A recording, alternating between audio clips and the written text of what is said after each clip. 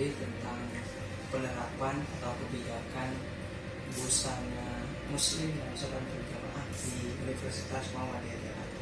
Ya, sholat jemaah ya. Coba itu parah kan?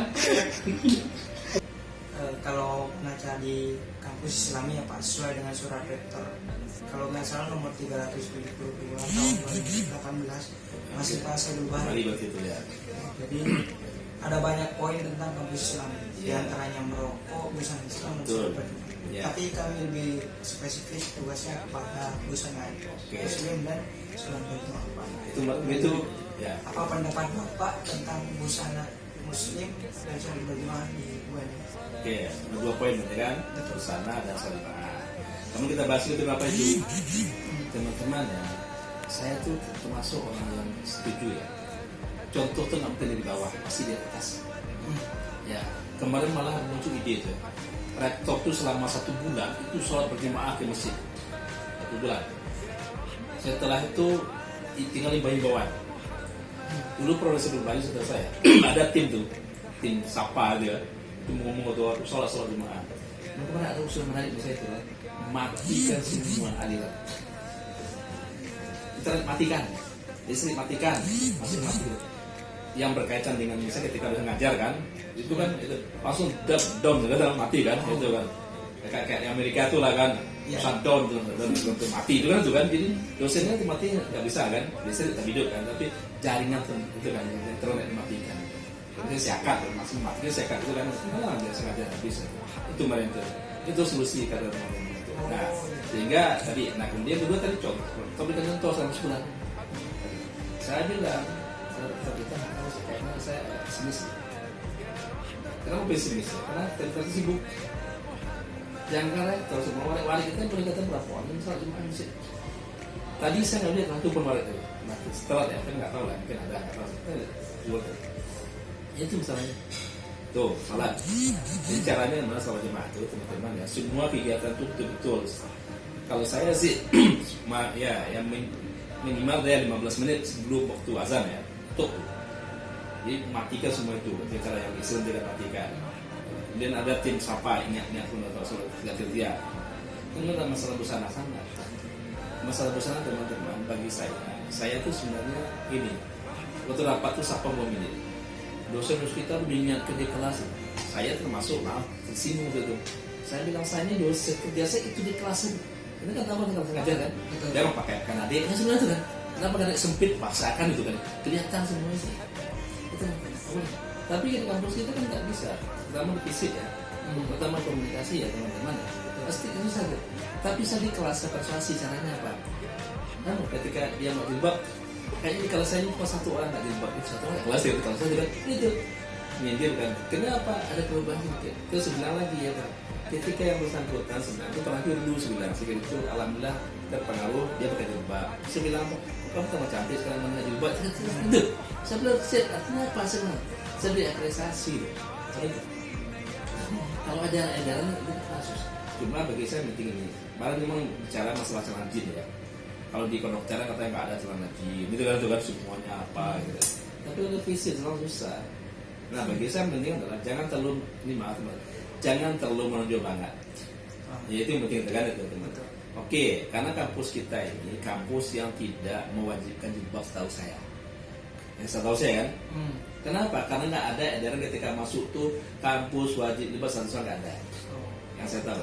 Nah, sama tadi kampus nggak boleh merokok, nggak ada tuh. Penerimaan mahasiswa baru kita kan nggak ada syarat itu kan. Cuma lihat syarat itu nggak ada itu. Nah, lalu tugas kita apa? Itu tugas kita mempersuasi anak itu supaya apa? Dia pakai tutup. Kalau bahasa saya, karena memang tutup auratnya debatable ya. Ada mata aurat begini kan tuh kan masalahnya kan tuh. Kalau perempuan kan tuh. Kalau bagi saya mending asal nggak menonjol saja itu adalah jangan mata orang tua apa ya jahil kalau saya lihat itu tuh anak kenapa nih bagi kayak gini itu kan tuh celana kayak gini kata begini ya. Nah itu tugasnya kita perempuan itu tidak cantik jangan seperti di Tanah Abang. Pernah sampai cerita enggak?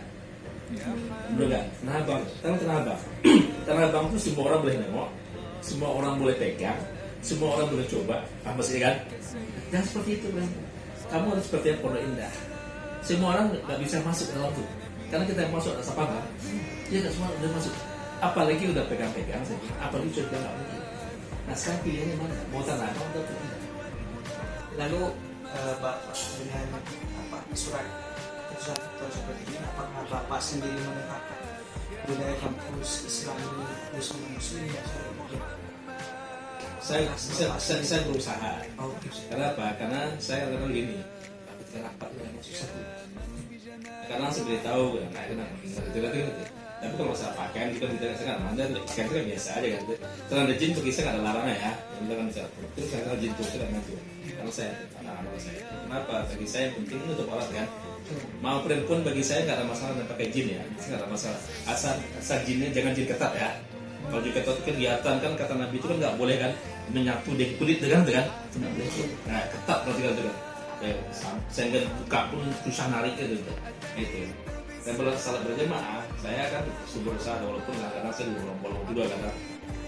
Baik teman-teman, sekarang saya akan mewawancara tentang kebijakan kampus Islami di UMJ. Sekarang saya sudah bersama mahasiswa UMJ, boleh diperkenalkan? Halo, perkenalkan nama saya Rani Francisca Krisdayanti dari Prodi Administrasi Publik. Oke, saya ingin menanyakan ini Kak, apa yang Anda ketahui tentang busana Islami dan sholat berjamaah di UMJ?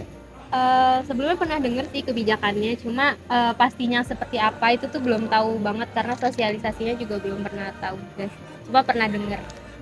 Oke, apa pendapat Kakak tentang busana Islam, busana Islami dan sholat berjamaah di UMJ? Sebenarnya itu kebijakan yang bagus sih, cuma mungkin partisipasi dari mahasiswanya aja sih yang kurang. Cuma mungkin baru dari beberapa fakultas aja yang menerapkan busana Islami, mungkin contohnya kayak FAI. Oh iya, betul sekali ya. Terus apakah Kakak menerapkan kampus Islami dan sholat berjamaah Kakak sendiri? Kalau untuk saya sendiri, saya belum menerapkan itu setiap hari soal busana Islami, tapi mungkin kayak di hari Jumat itu saya udah mulai menerapkan kayak misalnya pakai gamis gitu. Tapi untuk sholat berjamaah sendiri saya juga masih jarang kalau melakukannya di kampus. Apa kendala utama Kakak itu tidak menerapkan kampus Islami berbusana Muslim dan sholat berjamaah setiap hari? Sebenarnya kalau misalnya pakai gamis itu kan karena jarak rumah jauh ya, dan saya pakai motor juga kadang agak ribet gitu aja sih. Oh gitu.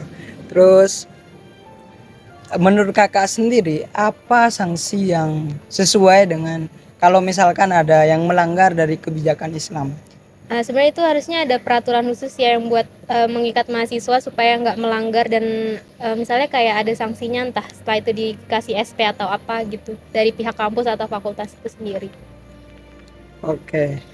Terus kalau melihat kondisi dan situasi saat ini di UMJ, apakah kalau menurut Kakak apakah sudah terlaksana kebijakan Islami yang lebih spesifik kepada busana Islam dan sholat berjamaah? Apakah sudah efektif? Kayaknya sih belum efektif banget ya, kayak yang saya bilang tadi, baru beberapa fakultas aja kayak FAI yang menerapkan busana Islami gitu. Untuk FISIP sendiri atau fakultas yang lain tuh kayaknya belum terlalu banyak mahasiswa yang berpakaian Islami. Tapi untuk sholat jamaah juga kayaknya belum begitu efektif sih, baru beberapa mahasiswa aja.